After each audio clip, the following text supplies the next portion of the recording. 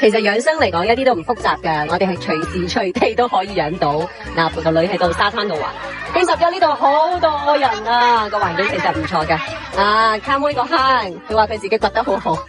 咁我哋喺度坐咗個幾鐘，我就會食芝麻丸啦、白珍丸啦同埋地黃。啊，我帶咗3樣嘢啫，個芝麻丸就俾個女食，你仲帶埋咗一個除自己嘅白虛啦、胳肋底1個2個手肘嘅這個彎曲的關節處，還有腳啦，還有腹股溝吓，呢啲都係容易藏邪氣嘅地方。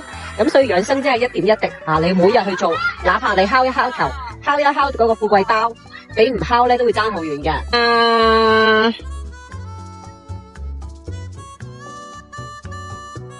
其實咧，你就咁樣敲呢個膽經啦，出邊係膽經，入邊咧係肝經啊。如果你捱夜或者你本身就肝火比較旺咧，其實就咁敲就係好痛噶。